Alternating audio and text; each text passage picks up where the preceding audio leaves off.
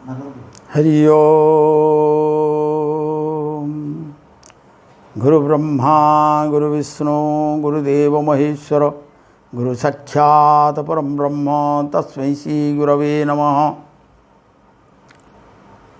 मो पद्मनाभ पाणिग्राही आमरी सत्य नीतिवाणी कार्यक्रम को आपण मानक स्वागत जनाऊँच। आजिर नीतिवाणी कार्यक्रम रे पितामातांकर सेवार फल ये संबंध रे आमे किछि आलोकपात करिबा। पितामाता को सेवा करी पुराण जुगरे पुंडरीक नामक जने पितृमातृ भक्त से किपरि भगवान को प्राप्त होइतिले से विषय आलोचना करिबा। पुंडरीक थिले पितृमातृ भक्त। पिता माता सेवा बिना से जलस्पर्श करू नथिले। पिता माता कुष्ठ रोग रे आक्रांत। अति श्रद्धारे अनुराग रे प्रेम रे पिता मातांकर सेवा थिला तांकर प्रथम कर्म। किंतु पिता मातांकर स्वभाव अत्यंत चिड़चिड़ा थिला, विरक्ति भाव थिला। समय समय विरक्त भाव प्रकाश करती, भर्त्सना करती, गाली दियंती। जेते जहाँ कहले मध्य सबुकिछि पुंडरीक हसी हसी सह्य कर दियं, ताकू ग्रहण करिथांती। अपमान गाली भर्त्सना को जेउ पुत्र सह्य करी पिता मातांकर सेवा करे सी होइथाए सुपुत्र। यही भली अति आग्रहर सहित सेवा जत्न करी से समय को अतिबाहित करुथांती। मनरे द्विधा न थाए। पिता धर्म पिता स्वर्ग पिता ही परम तपः पितरी प्रीतिमा परणे प्रियंते सर्वदेवता। पिता होचंदी धर्म, पिता स्वर्ग, पिता परम तपस्यार फल। तेणु समस्त देवता माने पितांक ठारे ही वास करिथांती। सर्वतीर्थमयी माता सर्वदेवमय पिता मातरं पितरं तस्मात् सर्वजत्नेन पूजयेत्। जत्नर सहित पिता माता को सेवा करिया उचित। काहेकि समस्त तीर्थर पृष्ठभूमि होउचंती माता। समस्त देवतांकर शरीर होउचंती पिता। तेणु तीर्थ करिवा दरकार नाही, देवदर्शन करिवार दरकार नाही। पिता मातांकर सेवा होउची सबुठारु श्रेष्ठ परम धर्म। पितरो दस्य तृप्यन्ति सेवया च गुणेन च तस्य भगीरथम स्नानम अहनि अहनि वर्तते। गंगा स्नानर फल मिलता है पिता मातांक सेवारे। शास्त्र वचन ये केबे हेले मिथ्या नुहे। जेउ नीच पुरुष माता पिता को अवज्ञा करे महाप्रलय पर्यंत नरकरे से वास करे। ये हूँ शास्त्र वचन। जे जेउ पुत्र रोगी वृद्ध अंध बधिर पितामाता को छाड़ी अन्यत्र चली जाए किंबा जरा आश्रम नहीं रखिदिए से घोर नरक पड़े। म्लेच्छ नीच जोनि रे जन्म ग्रहण करिताए समस्त पुण्य तार नष्ट हो जाए। तेणु उपनिषद कहती मातृदेव भव पितृदेव भव आचार्यदेव भव अतिथिदेव भव।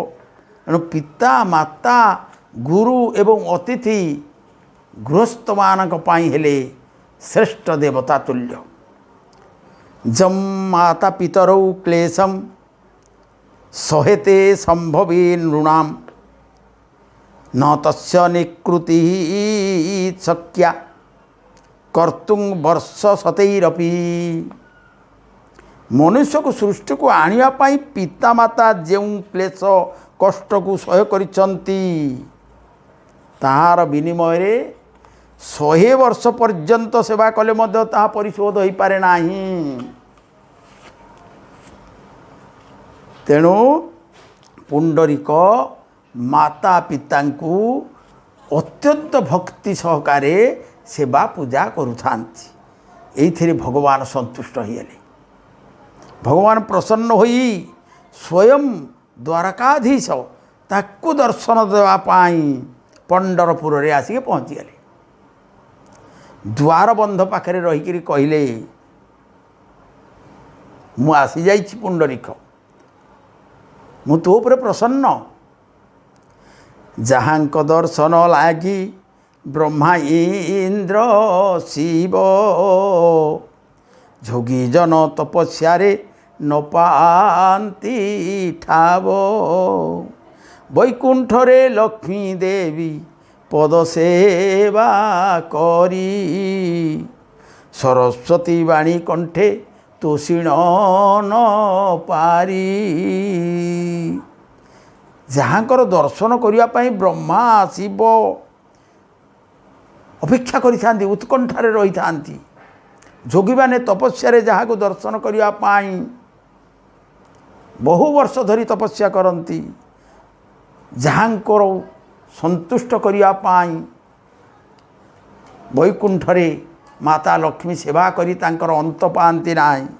सरस्वती वीणा बजई बजई जेते डाकिले मध्य तांकर तत्व को जानी पारती ना। बालाग्र शतभागस्य सप्तधा कल्पितस्य च भागो जीव सविज्ञेय सचानन्त्याय कल्पते। केशर अग्रभाग को जदि 100 भाग आम करवा, प्रत्येक भाग को जदि 100 भाग करवा, जहाँ हेबो ताहा ही ब्रह्मर आकार। से अति सूक्ष्म सूक्ष्मादि सूक्ष्म अणोरणीयांग महत्व महियांग। तेणु अणु परमाणु ठारू आहरी सूक्ष्म से परम ब्रह्म स्वयं साकार रूप धारण करी भक्त पाखक चली आसिले। प्रभु दुआर मुहरे ठिया ही गले। कहले पुंडरीक मु तोर पिता माता सेवारे एते संतुष्ट एते प्रसन्न हो जाइछि, मु निजे तत्ते दर्शन करने को आसी। भगवान को मुखर ये कथा जितेबाला शुणीदे पुंडरीक कहले प्रभु मु तो मो पिता माता सेवा करुच्ची, आपण टिके अपेक्षा करंतु। मो सेवा कार्य समाप्त होगा परे मु आपण को पाखक जी। पुंडरीक कौन भाविला आपण ये अनुमान करंतु। पिता माता सेवा भगवान सेवा ठारू सबुठारू श्रेष्ठ, यह ही यथार्थ प्रमाण देला। तेणु पुंडरीक पिता माता को सेवा कर सारे भगवान को दर्शन करने कहूँ। भगवान स्वयं आसी ता पाखरे पहुँची जाइछंती। तेणु सेपरी भक्त माने भगवान को अपेक्षा करे दियंती, ठिया करे दियंती। यही कथा ये प्रमाणित होगला। तथापि भाविला भगवान को कष्ट हम। या भावी पुंडरीक कौन कला गोटे इटा भगवान को पाखक पकईदेला। बोला प्रभु आपण से इटा उपर ठिया ही जाता अपेक्षा करंतु, मु सेवा कार्य सरिले आपण को पाखक जीवी। प्रभु तो भक्तर भगवान, प्रभुଙ୍କର लीला अपार। से कौन कले से इटा उपरे से दुआर बंध पाखरे गोड़ भांगी ठिया ही गले। अंटारे हाथ देदेले आउ गोड़ भांगिकी ठिया ही गले। जो भली मुद्रारे से ठिया होइथिले से मुद्रारे एबे पर्यंत मध्य पंडरपुर रे जो पूजा पाउछंती मंदिर रे से रूपरे पूजा पाउछंती। तेणु आपण माने लक्ष्य करंतु। पुंडरीक पिता मातांकर कार्य समापन करी सेमानंकु पूर्ण संतोष प्रदान करि सारिया परे भगवान को प्रत्यक्ष भाव में दर्शन करिसंती। भगवान तार मनस्कामना पूर्ण करिसंती, आशीर्वाद देइसंती। तेणु पिता मातांकर सेवा ही सबुठारु श्रेष्ठ। से पिता माता सेवा करने हेतु स्वयं भगवान तांको पाखकु आसिछंती। जय जगन्नाथ।